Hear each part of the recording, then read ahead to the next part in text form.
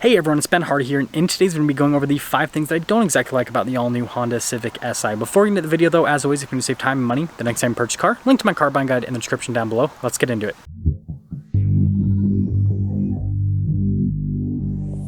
Now the first thing is the fact that it's too understated. Now I know that a lot of people like understated styling because, you know, they want a quote-unquote sleeper, but I feel like Honda could have done a little bit more with the Si to differentiate it from a regular Civic.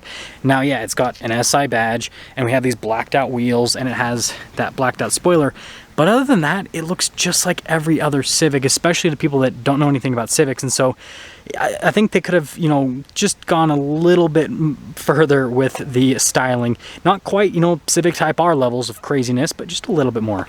Number 2 is no power increase. Now before I get into this point, I do want to mention that if you want to see more videos just like this, then I recommend that you subscribe because I post content every single day on a variety of different topics. Now, the new Civic Si actually lost power because the previous version had like 205 horsepower. This has 200 horsepower. Now you do get the torque figure at a lower RPM amount, the 192 pound-feet of torque, which is unchanged. But at the same time, like, this is a bigger, heavier car and it has less power. I mean, Honda could have done a little bit more with the powertrain. Nothing crazy, but I mean, at least, you know, 220, 230, just something more than what this has, because 200 horsepower in today's world is nothing. Number 3 is the back seats.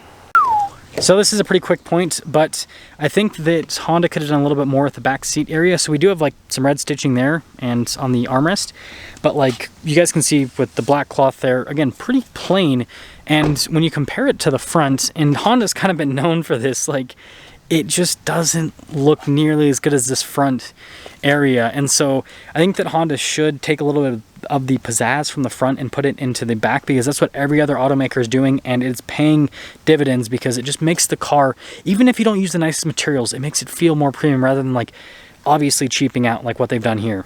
Now number 4 is the fact that it's still front wheel drive. Now, I know there's a lot of people that are going to respond, well, being front-wheel drive is completely fine because there's a lot of markets that you don't need all-wheel drive, and fair enough, like, I completely understand that. But at the same time, all-wheel drive performance cars are super, super popular right now, and just all-wheel drive cars in general, even if they're not performance cars. And so Honda not offering an all-wheel drive package on the Civic, I think, is a huge mistake. Obviously, they sell a ton of Civics, but I would be the first to say that I think that they would sell even more Civics if they made them all-wheel drive, because it would just make it, like, here in Utah, it's obviously not snowing right now, but it snows half the year.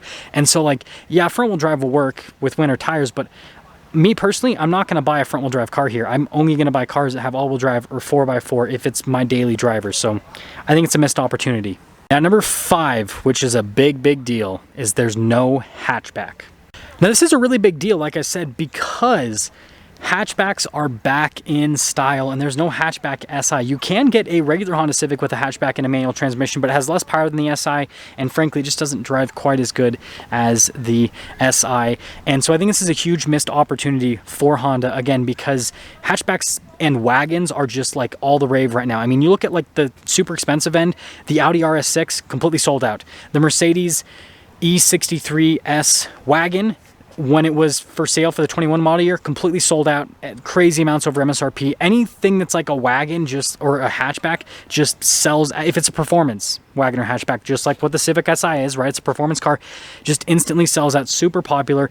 People want hatchbacks and wagons because there's a lot of people that want a fun driving experience, but then they also want car practicality. You know, 10 years ago, 20 years ago, when cars were slightly more affordable than they were today, then, you know, people could afford to get a performance car and, you know, maybe like a daily driver. Whereas nowadays, with how expensive cars are, people have to throw everything into one car. And so they want something that is practical, that is, you know, very daily drivable, and has some fun and performance edge to it. And so, yeah, hot hatches are definitely back in, hot wagons, whatever you want to call it, they're all in. And so Honda needs to do an SI hatch and I mean, think about this for a second.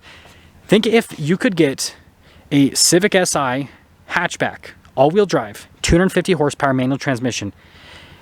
I think a lot of people would just, in the comments, are probably be like, yep, I'd buy that. Because me personally, like, I think I'd probably buy that. That'd be pretty cool. So Just saying, Honda. That's gonna sum things up for our video on the 5 things that I don't exactly like about the new Honda Civic Si. And with that being said, I'll see all of you in that next video.